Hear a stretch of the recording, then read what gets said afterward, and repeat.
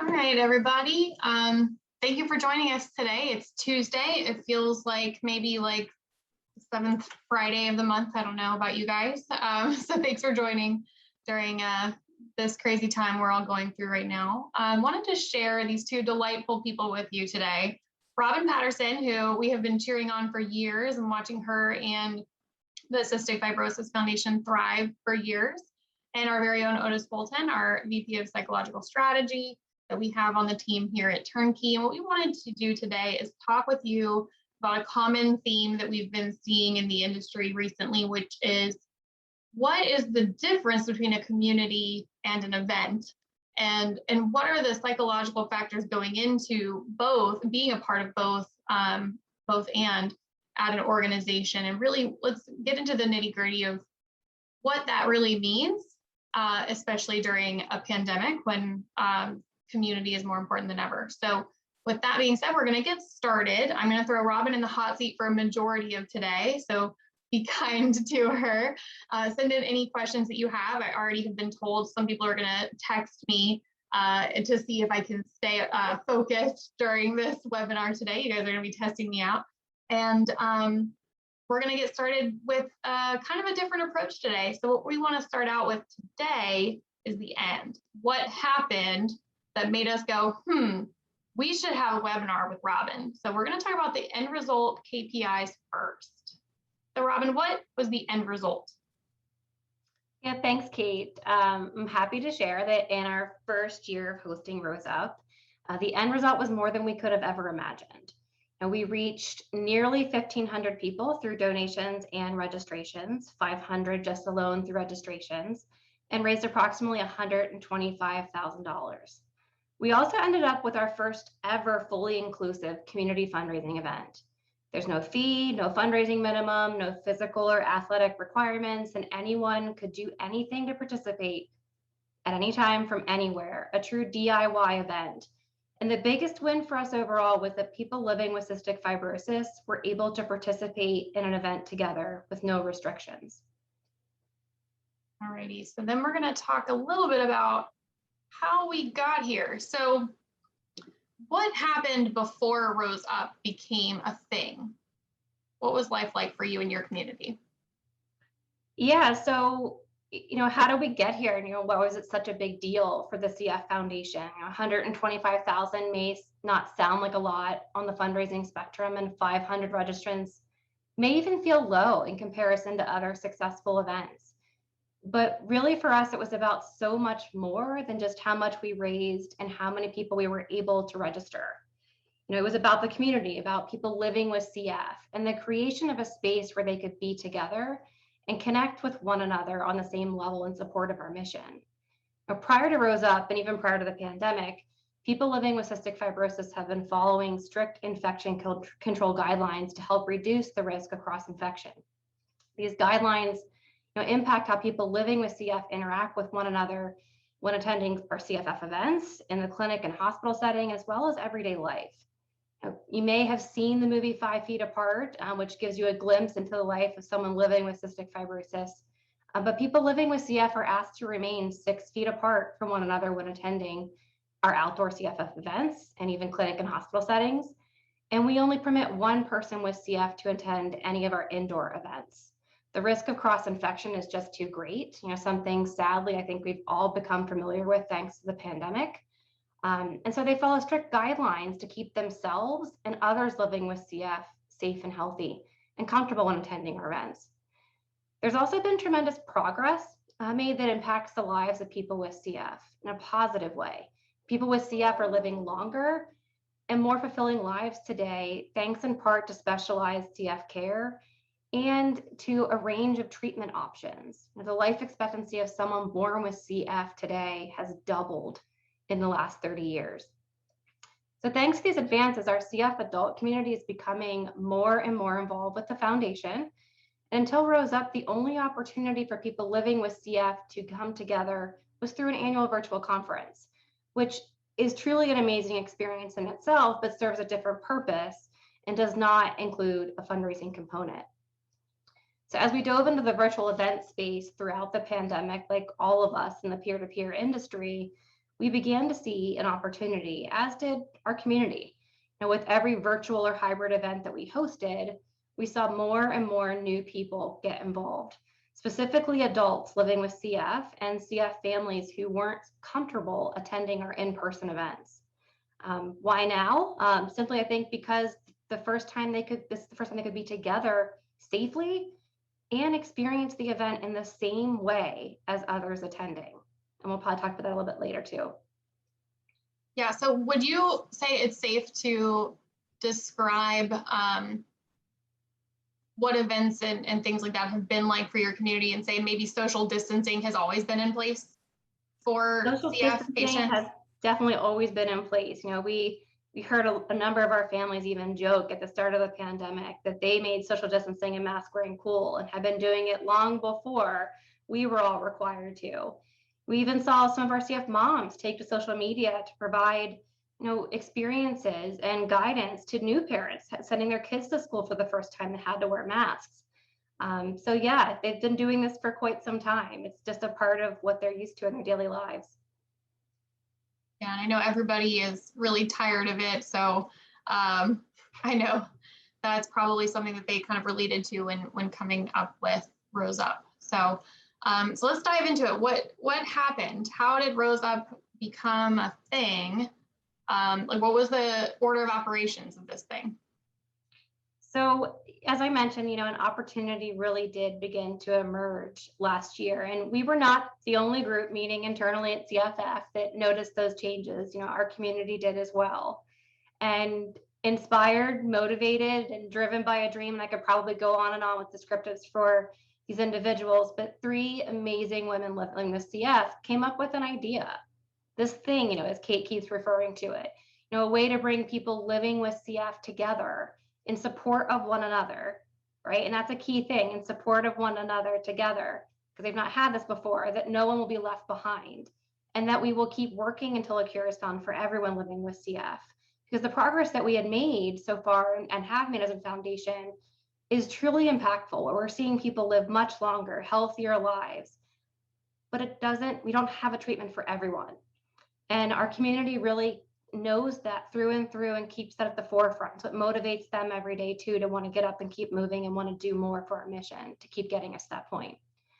And so we listened, and we brainstormed and we discussed, and we dared to think and create something very different from what we have in the past. Something potentially amazing for the CF community, and all in the middle of a pandemic, which was terrifying in itself. They wanted to create a way for people living with CF to work together to advance the mission, simply put, right? They wanted it to be fun. They wanted to be impactful, to feel inclusive. And this was probably one of the most important pieces to them, because they finally felt a part of things as a result of participating in our virtual or hybrid events that have been popping up across the year. And they did not want to see that go away. And they made that known through surveys we sent out and focus groups that we had together, and even just in one-on-one sessions with their volunteers, we heard that loud and clear. And lastly, they also wanted to create a space where they could connect with one another, support one another, build relationships, friendships, and for it not just to be a one-time thing, but to last for years to come. A movement, they kept saying to us. And it really was a great idea. They didn't know exactly what it looked like, nor did we, and how it all would work, but their passion ensured us all that we could take it on and that we could create something great with the help from our community, and really with our community leading the way. We then discussed dates, and trust me, I'm sure many will go like, what? And we crazily selected a date that was only 8 weeks out from our initial conversation. But we were all in and saw such a great opportunity in front of us. So we recruited an internal team to support efforts across departments. We recruited a committee that was full of people living with CF, and our three amazing women became our chairs and leaders for the effort. They will tell you they are one of many who lead this effort, but they really are truly amazing leaders for this group. And we met almost every day because we only had a short 8 weeks, and worked a lot of hours to build what became known as Rose Up. The first ever virtual fundraising movement that was created solely and led by solely people living with CF to raise both fundraising dollars and awareness through creative, meaningful acts that advance the mission. And they would love if I mentioned #RoseUpCF. So in its first year, we saw great success. We reached, as I said, more than 1,500 people, through donations and registrations, which was beyond our wildest expectations. And we raised approximately 125 grand. But again, it was just so much more than that. A movement was created, a community's now been built, and we are continuing to learn the amazing things this group has ahead of them and the impact that they're going to have on our mission for years to come. Yeah, and from what I've learned through these conversations that we've had with you is really how people living with CF that came to you and said they wanted to do Rose Up and this whole concept, it really does sound different than the way they've engaged with the CF Foundation in the past in fundraisers. Can you talk a little bit about how active the CF community has been in the fundraising events that you've had in the past and why they felt like this was different? Absolutely. So our CF, people living with CF have been involved with our events for years, but really in just a different capacity. They may have walked on a walk team with their family. They may have participated in a hike event if they were healthy enough, or a cycle event, again, if they were healthy enough, or gotten involved with other avenues, our themed events, spoken at our themed events, right, as a Bid for a Cure speaker to provide that mission moment. And all of those things are extremely meaningful to our community. But we didn't have anything that was built by them and created for them. It was really created for the entire community in mind. And not that the entire community is not in mind with this event. It's just with the CF community, our people living with CF leading the way, that makes it so different. Got it.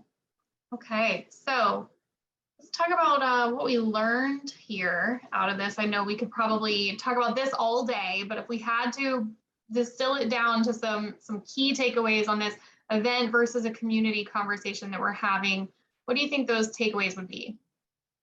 A number of things. We learned probably most important, the importance of building community versus solely just an event, as we're talking about, and how creating that space where our community members can connect and come together and talk with one another and co-create with one another will lead to even greater impact. We learned to lean into our community and really take their lead, not to expect them to meet us where we are, but to meet them where they are, and not to make any assumptions of how they want to be involved with the foundation. Most organizations, including ourselves, created a DIY platform and program and then expect people to use it. But in this scenario, we saw an opportunity to take a different approach. And we relied on the community and listened to the community to help us create a true DIY event built and created by the community. And we're glad we did. We learned to trust and to dare to be different, not just to do things one way because they've always been done that way. A lesson I think that many of us learned through the pandemic. We also learned to listen, but to really, really listen. What is it they want? What is it they see as important? And how can we support those items? And last but not least, we learned this was needed, and that they want to feel included in the fight. And the way that we had been structuring things wasn't meeting all of their needs. They wanted to be involved in helping to advance our mission in the same way as others, not to be isolated in a different capacity through infection control guidelines only. This slide, I just want to point out, does show a few pics of our committee members in their Rose Up sunglasses. And we like to joke that, and not even joke, it's a true statement, their future and the future of Rose Up is bright. And so sunglasses are needed, but love this pic. And these are just amazing community members that are helping to drive us in this effort. Wonderful. All right, so I encourage you guys that are listening in today to chat in your questions. And while you do that, I'm going to throw this over to Otis to talk a little bit about the psychology here. So Otis, how is being part of a community different from participating in an event? That's the key question here today. Yes, it is. And, Robin mentioned the word community many times. We see this as the future of successful fundraising. And that's why we were so excited to talk with Robin more and encourage her and hear her experience. So let's talk about for a minute, just about what is community. We've usually defined our community as the people on our email list, but that's really not what community is all about. Now, to our credit, we knew that these people guys on our email list had one thing in common that they cared about. They care about our mission. And we've measured that in dollars and cents. And what we haven't understood so well is the second part of community that Robin talked about. When we talk to our list, there's usually only one-way communication. We email them, we've innovated, and we send them texts and so forth, but very rarely they talk back to us. Now, real community, the kind that Robin was talking about, is a group of people with a common belief or interest and a way to communicate with each other. So they communicate with one another, not just talk back to us. My doctoral research is on the effect of identity on volunteer fundraising on Facebook. So I've thought about this a lot. I've thought about this more than I want to, as a matter of fact. No one should have to think about this as much as I've thought about it. Community membership is one way people define their identity. Now, we're all members of all kinds of communities, I'm sure you can think of. And we know that identity is a major shaper of behavior. So that's why this identity aspect is so important. And so why is communicating with others in a group so important, as Robin was describing? As people engage with one another, they have experiences that reinforce their identity as someone committed to CFF in this case. And this creates a real emotional connection. So community membership and identity, they kind of reinforce each other. It's this virtuous loop. The more you feel like you're part of the CFF community, the more it impacts your identity. You get more emotionally connected, and it just goes round and round. And that's exactly what we want. The industry has focused on events because they're simple. The dynamics of community that Robin was describing, and I think she'll tell you, it's not so simple. And by the way, if you want to learn more about this, there's a wonderful new book by Francesco Ambrogetti called Hooked on a Feeling: How the Passion and Devotion for Good Causes Become Memories and Identity. It's not an easy read necessarily, but it really is worth the time. Ambrogetti is with UNICEF. To date, organizations have focused much of our attention on creating the best practices for setting up and constructing events. But as Robin will attest, we've got to turn our attention now to how to recruit to and nurture supporters in a community, just as they have done.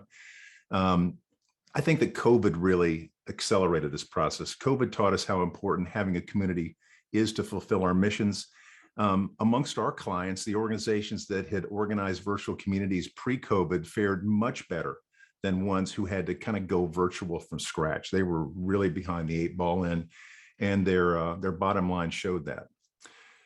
So what's the future of events? In our estimation, events will still be a part of what we do, but events live in the community. They're community goals, if you will. They'll come and go, and they're still important because there's a well-defined goal that we can use to recognize people for their success. But events can't be the plan, the goal. Events are just a part of your plan. And of course, one of the platforms, as I'm studying my doctoral research, that you can organize a community is Facebook. Studying Facebook, we've learned how important it is to take advantage of user-generated content. Robin mentioned kind of the back and forth between the individuals in that community. The thing that encourages other people to join a group or a community and drives engagement is the posts from the community. It was really interesting. Last year, Good United did a study just of a typical ad hoc Facebook group set up for an event for the American Cancer Society.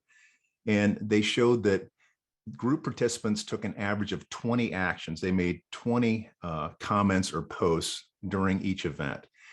That's a lot of engagement. And one thing it tells you is it's a great way to replicate the in-person fundraising experience online. But, it goes beyond that. When people can chat with one another and share ideas, they feel like they're more a part of the organization's community. And the upshot is they're more likely to consistently donate and participate in whatever it is. If it's an event, if it's just a pop-up poll, whatever it is, they're more likely to engage in whatever the community is sponsoring. So the bottom line is participating in communities, it just makes people happy.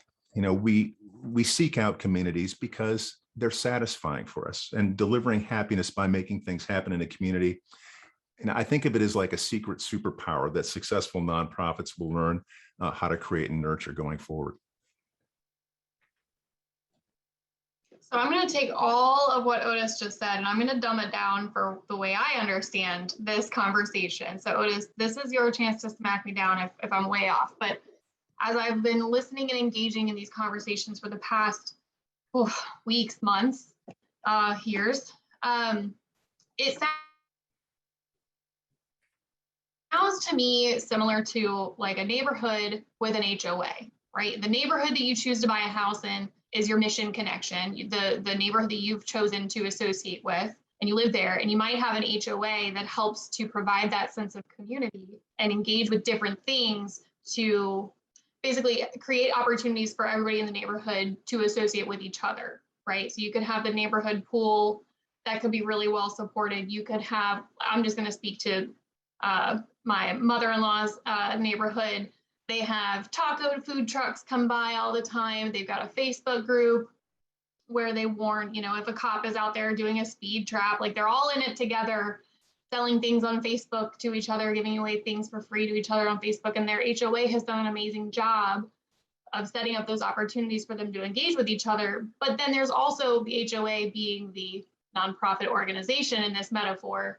Sometimes you go into one of those neighborhoods and the HOA is so overbearing and so dictatorial that you don't enjoy maybe the neighborhood experience that you could have had. So it feels to me like it's that constant engagement and conversation and balance where we got to make sure the nonprofit isn't dictating things. Hey, your bush is too brown, go spray paint it green so you match the rest of the street. Let's not do that, but let's make sure we keep engaging in the community. Do you think that's a good way to think of it for people who are at a nonprofit today, trying to go, where do I fit into all of this? Is that for me, Kate? Yeah. Yeah, I do. And I think that, there's been some level of anxiety in our history about letting the supporters talk to one another. We want that one-way communication, but letting them talk amongst themselves is that can be challenging because it kind of lets the horse out of the cart. There are a number of organizations, though, that show just how powerful this model is. I don't know if you've heard of change.org. They have millions of members now. Each member sets up little small petitions and so forth that others fund. So this is a community that they fund things that kind of little micro grants and so forth. So I think that there's a huge opportunity as people engage to learn a lot more personal stories and so forth about the change that their community is really bringing about in individuals' lives. What would you say to somebody who has spent years developing the brand and really wants brand adherence very closely watched or monitored? What do you think with all the changes in digital fundraising that we've got, TikTok, anything like that, where we're kind of letting go of that control? How do you think that plays into the community? Are they at odds with one another? Can they exist together in a beautiful way? Where does that line go? I think that people need to think about brand in a different way than most people think about it. To me, brand is not what people think about your organization. It's what people feel about your organization. And if they have the feeling that your organization is a place, your community, let's say, is some place that wants to know their thoughts, wants to know their feelings, their ideas, and so forth, they're going to have an extremely good feeling about your brand. And so, your brand is just not what you look like, what people think about you. It's really what people feel about you. So all the things that Robin was describing, to me, is a way to enhance their brand amongst their thousands of people. Robin, do you concur with that? I definitely concur with that, and it's something that we are going through at the moment. So it's kind of spot on, and we feel, not to say that too much, but the same, that brand is really a feeling. It's more than just a look, right? It's not a color. It's a feeling that you get from that organization. Thanks. I know I threw that curveball at you guys, but I can't help but think that there's a bit of a white knuckle grip on that we're still fighting through, even though during this pandemic, people are wanting to be with each other, with us kind of as the support system behind that more and more and more. So I was just curious what y'all's take would be on it. Thank you. All righty, so let's hop to what's next for the CF Foundation. Robin, what do you think you guys are going to do in year 2? Well, we're in the midst of Rose Up 2021, year 2 for this incredible event. We've set a hefty goal this year to raise $350,000. The committee would have liked us to set the goal at $1 million, but we had to temper that, and that will come in years in the future. And to really simply recruit more people to join the movement. This year's event will take place on Friday, September 17th. But as I mentioned before, Rose Up is more than just a one-day event and just one event. It truly is a movement, and it's already happening as we speak. We officially kicked off on Wednesday, August 18th, quickly surpassing last year's fundraising total and recruiting more than 100 people in the first 24 hours after the kickoff. We're working right now with the community and the committee to finalize our plan on how we're going to engage the community, both leading up to and on Rose Up Day. And really our goal is to feature as many stories as possible from our community in the days and weeks leading up to the event. I highly encourage everyone tuning in, check out our website, events.cff.org. I'll have to put it in the chat as well, /Rose Up, to register and learn more about this incredible movement that our CF community has created, and join us and Rose Up with us here in the coming weeks. And you can also follow along with us in our interactive rose map. We have a map featured on the website, which has roses displayed all over the map. Each rose represents a community member that has joined the movement, and really means a lot to our community to see people rosing up all over the country. And in fact, we actually have members rosing up all over the world. We just looked this morning and we have another member from Canada and one from Australia and New Zealand that have just joined. So we're continuing to see this movement expand, and really anticipate that will continue in the coming weeks. Last year, we raised all that money and registered all those people in 2 weeks. And this year we have a much longer runway, thank goodness. I think we all feel a lot better this time around with the planning that we have involved, but are just as excited for the success to come. Yeah, when you said 8 weeks earlier, I was gonna take a poll question of who just had a heart attack. who just heard that and freaked out like I did. We had it daily. So glad you guys have that runway for this year, and we're excited to see how it keeps going. So for Robin, now, we are, what it is? Can I just toss something in? Robin, I love your characterization of this as a movement. If you all have never seen it, Google sometime Derek Sievers, S-I-V-E-R-S, I believe it is, what makes a movement. And he talks about the leader having the idea, but the most important person is the first follower, because that turns the leader from being a lone nut into the leader. And it talks about the how a movement forms and so forth. It's very, very interesting. It's a lot of the things that I think you're talking about. Absolutely will. And it just feels so right. I mean, it's really what's happening right now with this event. More and more people want to get involved, and it's really because of the community and that communication and connection that they're building with one another. Well, I think it's so important to talk about. There's that leader, the person with the crazy idea, and then second, there's a follower. You've got to really grasp onto that and support that like budding movement as much as possible. So I know lots of people have ideas and never really act on them. And this is a way to really make sure like you spot that sign of an impending movement. So I think that's an amazing takeaway, Otis. Thank you for bringing that up. We used to call each other lone nuts years ago as a compliment at Turnkey. Well, and you know, the thing that makes it all possible is these people are communicating with each other. Yeah. That every follower then becomes as important as the leader. And so that's a very different way to think about this. Yeah, absolutely. So we are now going to go into the questions portion. I've seen a couple of people come through. I'm going to stop sharing the screen and just respond to the chat. to make sure we hit everyone's questions today. So the first one is, what are the first 3 things a nonprofit should do to shift the focus from events to communities? Robin, do you want to take that one? Sure. I think the first thing that you have to do to shift from events to communities is be open and willing to change. I think that's the biggest step that most people take and most people go through, and is the biggest challenge, is that change is hard for a lot of people. It's not typical that most people thrive in change or look for it really on the daily.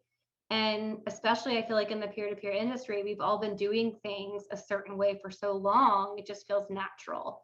So really trying to step outside of your comfort zone, think differently, get creative and innovative, and listen as much as you can to your community around you to really hear what it is that they need and how best you can support them. Otis, how about you? What would you say to that one? I couldn't agree more. And I also think that, you've got to look within your organization. Having major gifts firewalled off from peer-to-peer, firewalled off from legacy giving, just is not the way that this model works.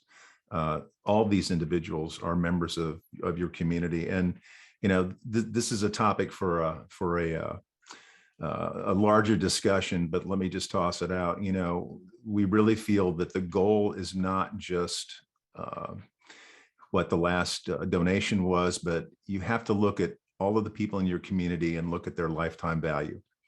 And so lifetime value becomes kind of the holy grail that everyone looks to. It's and it makes these kind of artificial silos seem unproductive and silly. And Kate, I could just add to that, because I would 100% agree, Otis. I think this could be a whole nother conversation about this exact topic. And I think it's important to note, though, that's where we were. So prior to this as well, we had just gone through, a lot of internal viewing and really understanding the lifetime value of our donors, our participants, and looking at how we approach things, and realized that we needed to drop the silos, right? Like, as he was just talking, it's so important to really approach things as one organization with one goal. And the pandemic accelerated that for us so much. I think many are like that.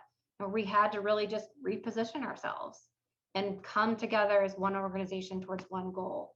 And I think as a result, this opportunity presented itself more clearly, which is why it really came to fruition in the way that it did.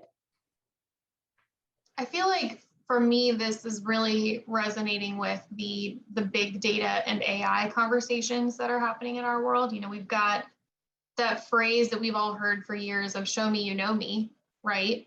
Well, what's happening now is it's show me you know me, constantly updating who I am today in this moment. So for me, if an organization defines events as that moment in time opportunity for somebody to engage, but not the whole and like sole and only way for them to engage, and really it's that moment in time, who they are that day. I feel like, I don't know, maybe just me during the pandemic, but I feel like every day I should reintroduce myself to people, because like I'm changing every day. It just feels like being given that opportunity to grow as a person and have your interests and ability to give and engage with an organization change, ebb and flow.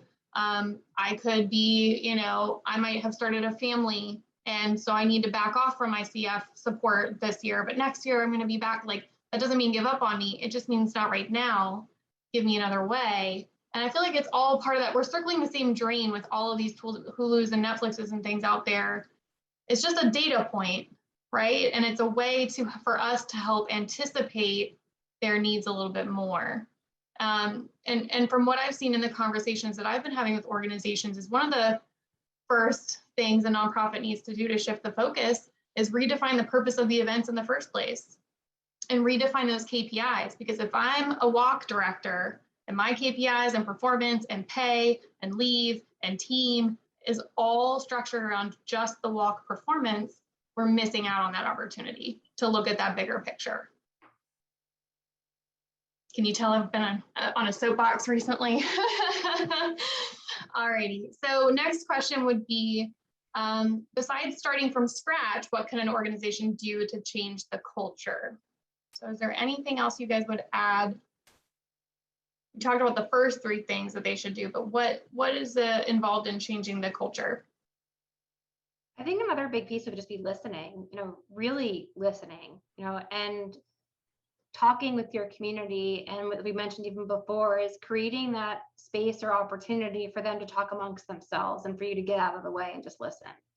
Because a lot of times, what we found is, and this is just something we've always just really believed so wholeheartedly, and with the CF community itself, is we have to listen and really take their leadership and their guidance versus us continually try to provide the guidance back and the leadership to them. And we learn a lot every time we do it. And we learn new things. We learn that we evolve over the years and we need to reapproach things. And like you just said, Kate, redefine, really who we are, what our events are, what the purpose of them are, our KPIs, and even how people view us. As Otis mentioned earlier, it's so much about feeling. And I think it 100% is in this scenario, right? It's about how they feel, not about what we look like, not about the colors displayed or the logo. It's about how they feel when they come to one of our events or experience one of our events or opportunities, and how they feel as being a member of our community. That really makes a big difference. All righty, Otis, the next question is for you. Do you think church groups and ministries might understand the concept of community more easily than secular nonprofits? Oh, that's interesting. No, I don't think understand. I think that they're used to being identified that way. One of the things that we know is very successful is to prime the heck out of people's identity as a faith-based person in getting them to do things. I think that, well, just personal example, I'm a Buddhist. My wife, Katrina, is an elder in her Methodist church. And Presbyterian, excuse me. See, I'm sorry, it's Presbyterian church. And but I go and they do a homeless outreach. And so I go and do the homeless outreach part. I do it every single time, and I'm really enthusiastic about that. And again, it's accomplishing something through whatever vehicle there is that really interests me. So I think that no matter what your group is, faith-based and so forth, giving them some kind of a goal to accomplish and asking them what goals would be meaningful to them is very, very important. Sadly, my wife is also a better Buddhist than I am. So it's I got a ways to go. Those Methodists, no, I'm just kidding. Presbyterians. I know, you're with doghouse. All righty, so the next question, I'd like to get my company involved. What's an easy way to share the feeling to connect and encourage them to join rather than think it's another event or nonprofit thing? I want my company to be a community in this movement. Any advice? Stories. Share stories. Yes.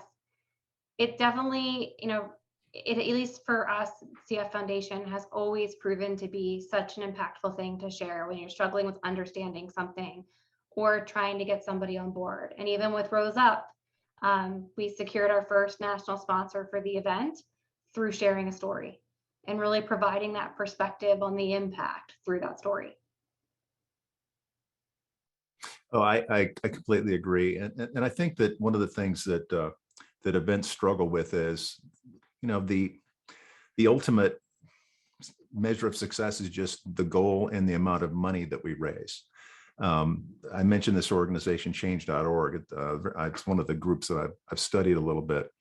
And one of the things that they do for their goal is to have a third of the people involved in change.org experience a victory every month.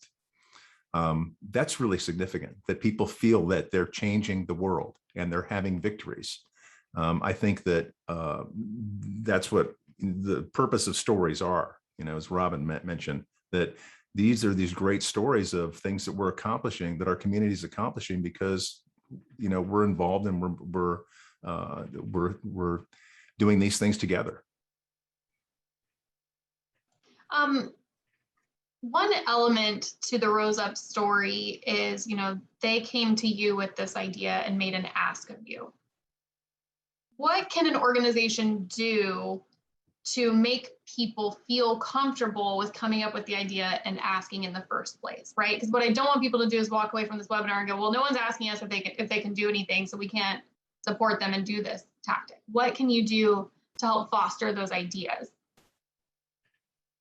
I think there's, probably multiple things that can be done, but probably the most important we've even talked about is, one, really being open and making that known, making it's a little bit of a culture shift, right? As we talked about, for years, we've been leading the way, guiding the way, saying this is how things should be done.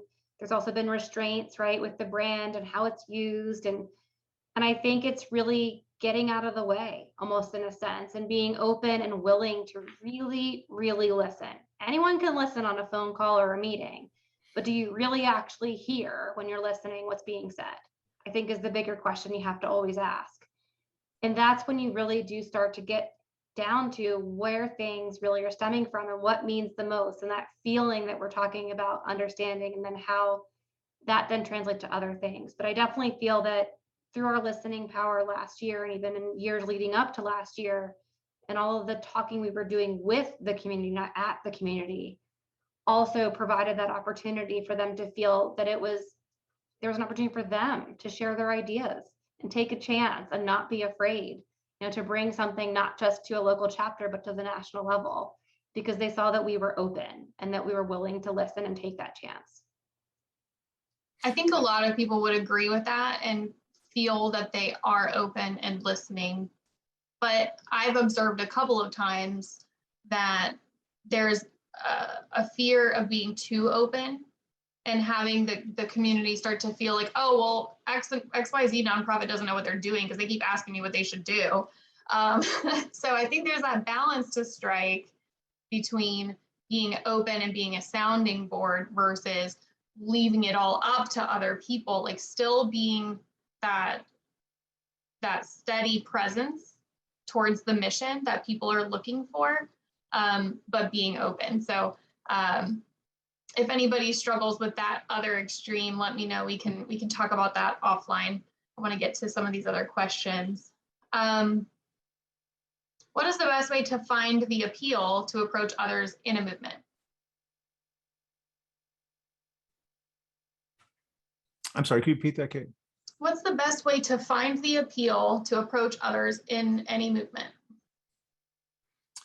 Oh, it's just as Robin said, to ask. And I might also throw in to Robin's point.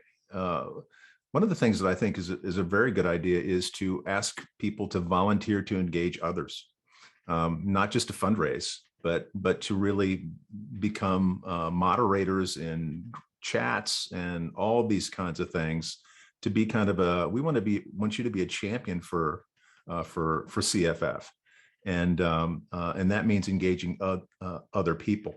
I mentioned the Good United work. The American Cancer Society had almost 100 events last year, and they found that starting these Facebook groups, one for each event, 95% of the people that came to these groups were new. So this is a great way to really recruit folks, as well as, just to work your same old list. I also saw that someone asked, what is the book that I shared? It's Hooked on a Feeling by French. Okay, I'll type this into the chat. It's Francesco Ambrogetti at UNICEF. Okay, I'm going to try to not spell that incorrectly, guys, when I put that in the chat. And what's the next one? If you Google Hooked on a Feeling, the first thing that will come up is an old song. That is not it. It is a new, just Hooked on a Feeling book is what you need to Google. What was the other book that you recommended, Otis?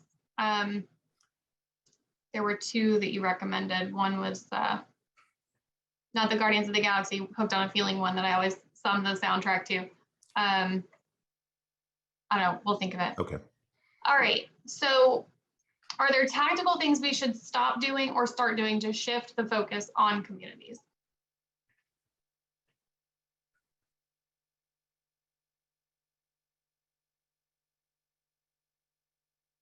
I don't know if it's Otis? you've already said. Kate, Yeah. do you want Otis to answer that? I leave it to the expert, and that's you, Robin. I think we've hit that pretty well. I don't know when this question came in. So if you have an additional question, it's an anonymous question. So if you have an additional way you want to phrase that, please put that in the chat so we can make sure that we hit that. The next one is, what's the color of Robin's wall? I love it. I don't know off the top of my head. I'll have to think about it. It's either intellectual gray or internet something, but it's a gray. Thanks for saying you love the color of my wall. Wish I had my say it's like a Revere pewter, but it's a cooler tone Revere pewter. So yeah, it's like a bluish gray. Yeah. Oh, thanks, Becky. You saved me. I haven't seen you in a while, girl. How you doing? It's the Derek Sievers "What Makes a Movement" article. Thank you, guys. It's actually a TED Talk. A TED Talk. Okay. Yeah, that's what I mentioned. All righty. So 2 more questions that I'm saying. Yes, somebody knew my Guardians of the Galaxy reference. I'm so happy. That just made my day. Okay. What advice would you have for a social services organization whose community is 2 diverse groups on opposite ends of the spectrum with diverse needs and interests? 1, low-income individuals and families working to achieve family stability and economic self-sufficiency, who may be shy about sharing their stories. And 2, the community partners and donors who have the financial means to support the organization and support the mission work. Robin, I think this might kind of parallel to what you were talking about with your CF patients who maybe weren't able to participate in the fundraising events because of those limitations in the past. Like maybe there is that dichotomy there. Possibly. And Kate, I'd have to hear that even again. There's a lot in that question. To really understand the differences between the 2 groups. But I think it would be looking to where you could eliminate any restrictions or anything that's prohibiting them from communicating with one another, unless there's real reason for why they shouldn't be. And I don't know, because I don't know that community well enough. But I definitely think there's probably an opportunity there. It just hasn't happened yet. And some of it is really talking with both of those groups to find out if there's an opportunity to bring them together. And it doesn't sometimes hurt to just bring that up yourself and ask the question, is this something that we could look into? Would there be interest in this area and really bringing the 2 groups together? Yeah. Otis, what do you think? If the 2 communities that the organization is talking to maybe sometimes requires 2 different voices or 2 different ways to talk about their engagement with the organization, how can you bring them together? Should you bring them together to build one community? I would not. I would not. I would message them differently. People who are, for example, CFF, people who are CFF families are going to be different than people who just support CFF. And that's going to require a different set of messaging. To go back to Amber Getty's book one more time, he has a wonderful example about how they stratify their list, and it's just in terms of connection to the mission, as I described. Maybe they're affected, maybe they're not, and so forth, and they message them very, very differently. So finding out that is very, very important. And I'll also say that the way that we have kind of stratified our list to date has been more one-time donor, monthly donor, regular donor, et cetera, et cetera. So we really transactionalized the relationships. So even getting to a little bit better understanding of who we're talking to is going to allow us to really message them in a much more intelligent way. Got it. So we're not saying, what we're trying to understand, what are you getting out of being involved with the organization? And that's going to be different for someone whose family member is affected by CFF and someone who really has no personal connection. Very, very different. So you're going to message them differently. Got it. Robin, would you agree with that? I would 100% agree. That's okay. Yeah, and we were talking at Turnkey internally yesterday about the different communities that we're a part of. So I'm part of the CrossFit cult community, Traeger, women who Traeger community, like any interest that I want to be a part of and interact with other people with similar interests. So I don't think an organization has to take that pressure on to combine all of those different communities together, but fostering the communities on the individual level and being open to how they could cross intersect, like what Robin was saying. I think that's where you could start to answer that question and take some of that pressure off, I think. So the last question that I'm seeing is in the chat from Abby. So her organization, or she wants to move away from Facebook and social media to their own platform. What advice do you have for getting people to engage and get that online community off the ground, like an in-house, more proprietary place for them to have that community? That is not something that we have done, so I don't know that I can provide feedback on that one.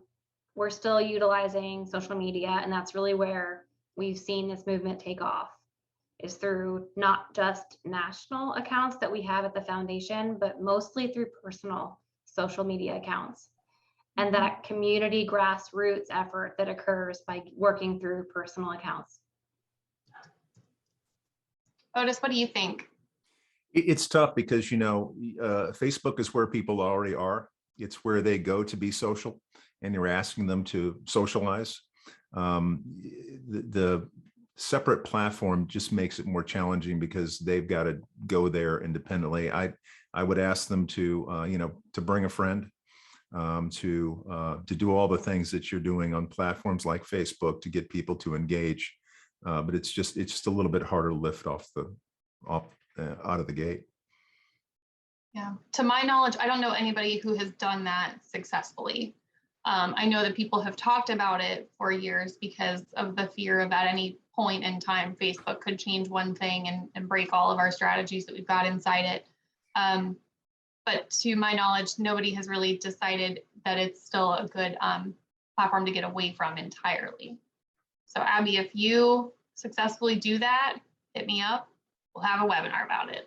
Let us all know. Yeah, if you crack that code.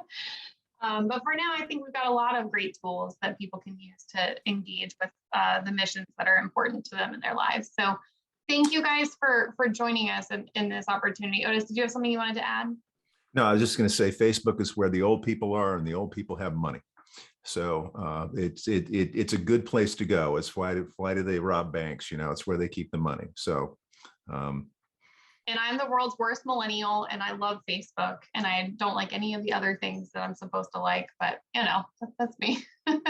Well, let me just finally say, in addition to all the things that I've learned from Robin, just sitting here for 45 minutes with her, one of my takeaways is going to be your nonprofit organizations like an HOA. So I heard it here first. Okay. I have to explain things in terms that I understand, you guys. It was a great description. It really was. It definitely was a great description, and a fun one at that too, Kate. Thank you. My metaphor went very deep and when I was going through that, I was like, what if your neighbor never takes the trash out to the drive? Like I went way too deep in the metaphor, but I think that's the way we can look at it when we're trying to communicate it internally at our organizations. Absolutely. And I definitely want to know what HOA is making someone paint their bush green that's brown, because that one definitely has some issues that need work out. Don't come at me, guys. Well, thank you all for joining us today. In this moment, we wanted to celebrate with our good friend Robin this incredible thing that happened with CF, her volunteer committee that she showed us the picture of. We just had to celebrate them and help encourage them going into year 2. And we hope that it can help you with some of the conversations you're having at your own organizations as well. So thank you all very much for joining.